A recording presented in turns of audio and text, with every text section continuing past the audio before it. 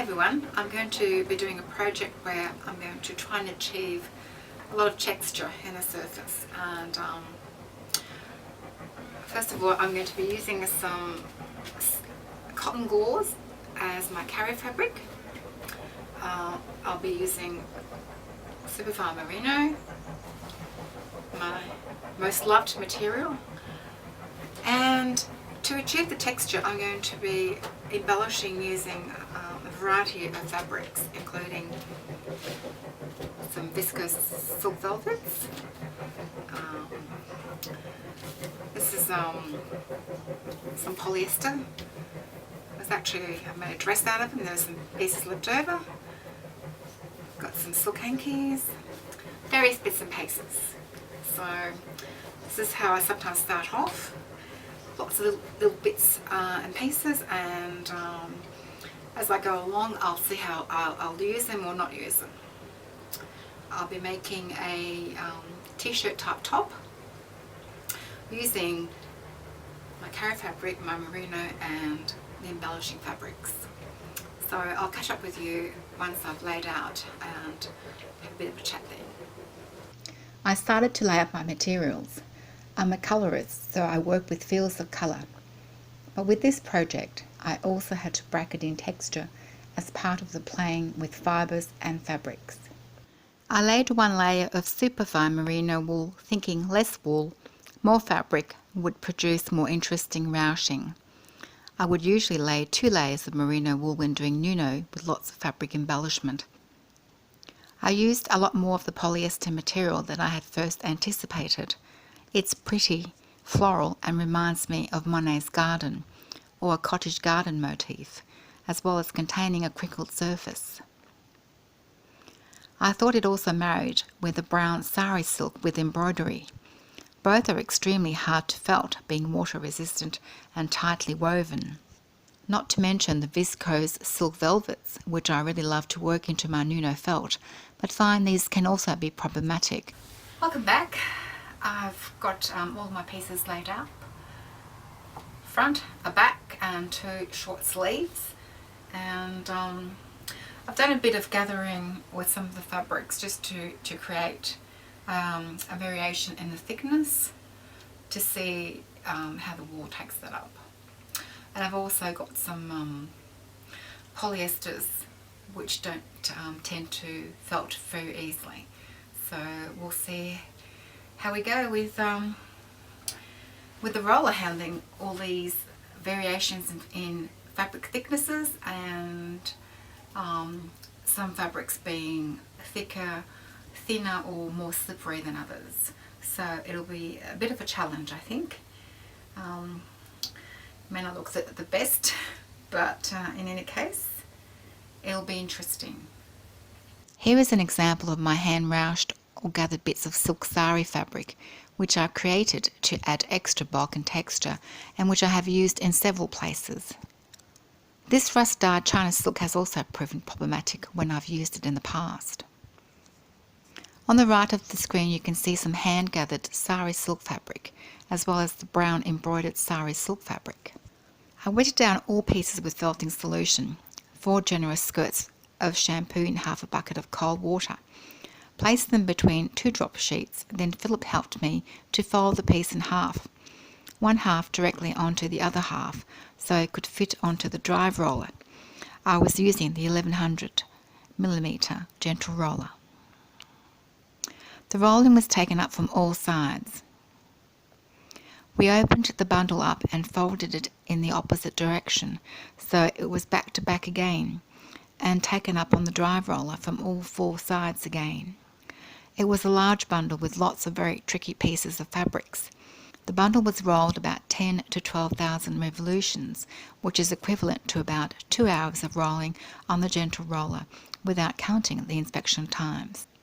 After rolling was completed, all pieces were line dried before I started to embellish with hand embroidery, using different coloured and thicknesses of threads in both cotton and silk to marry the disparate fabrics into a whole. The polyester floral panels were being difficult, and so I used a running stitch in very fine silk thread around the edges of these pieces to ensure that they did not peel up. Then I trimmed the edges and sewed the pieces together using my sewing machine. Seeing the pre-felt, my mother, who had been watching me work, didn't believe it would ever shrink to a wearable size. Here I am finishing the seams. The seams are sewn wrong sides together, that is with the wool side out, and I'll lay superfine merino over the seams, matching the colour. Wet it. Give it a few rubs with a hand roller until it starts to bind with the rest of the surface fibres. Your gentle roller will arrive with a complementary hand rolling tool. This will also come in handy to work tricky stubborn areas if you don't want to work the whole area of an item. Once the seams were covered, I laid out the whole garment with a thin plastic resist inside, wet both sides down and sandwiched the pre-felt in between drop sheets on either side ready to roll a little longer to enable the seams to settle and blend into the rest of the garment. Thus the whole piece was rolled another 4,000 times to really bed in the seams, 1,000 rolls from each side.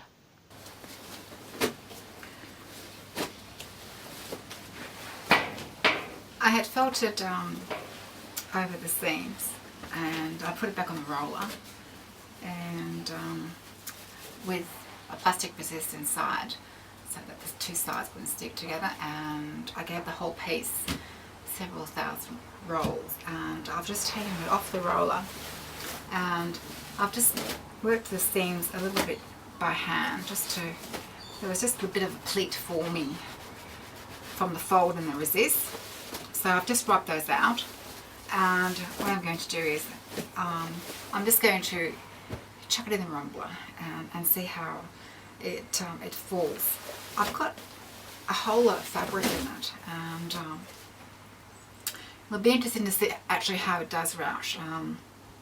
I've got a bad feeling that some bits aren't going to roush at all because I've used a lot of this polyester fabric, and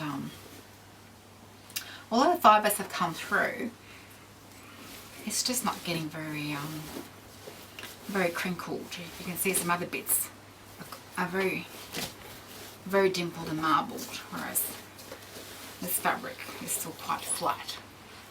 Here is the panel of polyester that I was concerned about. You can see the wool fibres in burgundy pushing through the fabric, but it is not beginning to roush as well as some other parts. You can see on the right of the screen a running stitch I did to pick out a flower motif on the fabric. At the bottom of your screen you will notice a detail of the hand roushed silk fabric placed to highlight the edge of the neckline. By comparison, this piece of embroidered sari silk placed down the bottom of the tunic front is beginning to dimple rather well, and was more than ready to being fooled. If only the rest of the garment looked as good and ready. Anyway, into the rubber is going to go. The garment needed to shrink a great deal. In effect, I was trying to gather a lot of fabric with a minimum amount of wool. I had used around 110 grams of superfine merino for the whole garment. All up, it took about 2,000 rumbles, with some hand scrunching in areas where I wanted shaping. For instance, around the bust and armhole areas, as my pieces tend to be rather squarish to start with. So the garment experienced around 20 minutes in the rumbler, using only cold water to enable the shrinking to a stage where I was happy to say it was done. I could have fooled it more quickly using warm to hot water, but I don't like to shock my fibres. Also, working with cold water allows me greater control to manipulate the shape and size of the garment. Here I am modelling the finished top. It's turned out much better than my expectations, and I'm extremely happy with the finish. The polyester that I was worried about roushed in some interesting variations. For example, here's the big panel of the fabric to the right of the screen, with the viscose velvet in the centre, and in between a little hand embroidery with various other sari silk bits. All the fabrics came together beautifully. The different textures are wonderful, and the colours, albeit I'm not a brown fan, are rather fantastic in combination. Using the polyester fabric was a beautiful way to upcycle a dress whose fabric I liked, but whose style was rather old-fashioned. Wearing the fabric in the tunic will definitely be more me. Voila, my textured cottage garden tunic top.